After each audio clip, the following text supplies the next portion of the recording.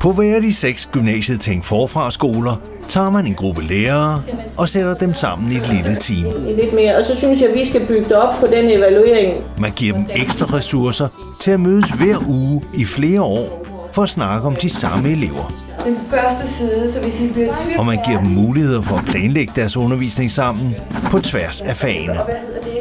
Det har været det største plus, der har været ved det her projekt. Det er, at vi har haft de her onsdagsmøder, vi har haft det her teamsamarbejde.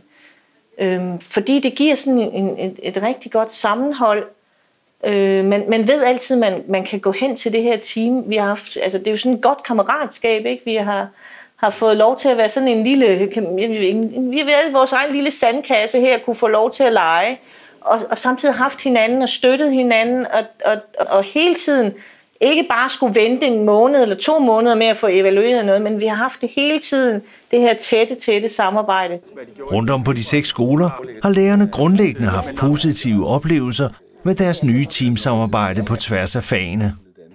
Jeg synes, det er sjovere at udvikle idéer sammen, og jeg mener også, at det både rykker faglighed, men det rykker også min faglighed, at jeg bliver konfronteret med de andres måde at tænke fag, verden, innovation på.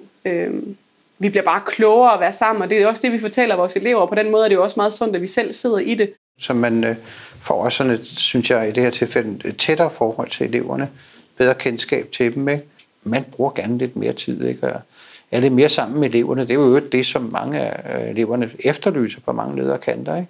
Man kommer tæt på hinanden, man ved, hvad de andre tænker, man bakker op om hinanden, og der er kun 5 andre, man skal blive enige med.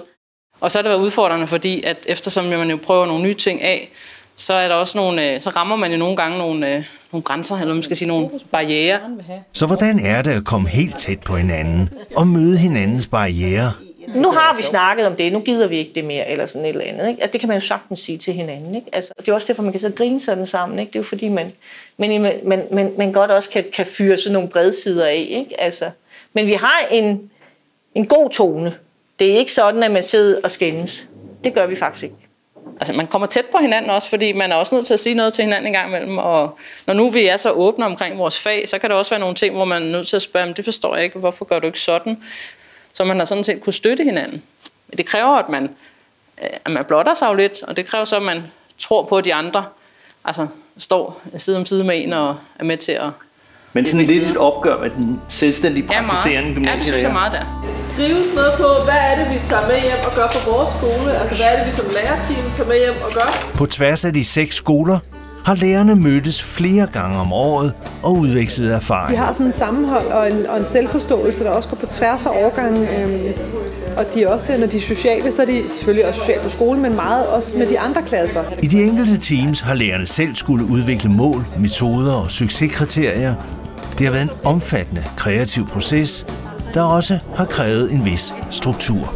For at være kreativ, så bliver der nødt til at være en form for noget struktur på. Altså noget ledelse på, der er en, der ligesom tager ansvar for og samler op omkring alle de her tråde, at alle trådene bliver samlet i en. Som et team eller en gruppe mennesker kan vi ikke alle sammen have ansvar for, at vi når målet som sådan. Der skal være en eller anden, der trækker tråden lidt. Men jeg synes, det er meget rigtigt set, at det, at den der pakke skal bruges til, det er at beskrive, hvordan kan man lave det forløb med den eksterne partner. Med alle disse positive erfaringer, så vil lærerne gerne fortsætte teamstrukturen efter afslutningen af projektet. Alle ved rimelig meget, hvad hinanden laver, når det er så småt. Det gør man jo ikke, hvis det er et større team. Og den internhed og den entusiasme, man kan mærke i sådan en tæt gruppe, har været meget vigtig.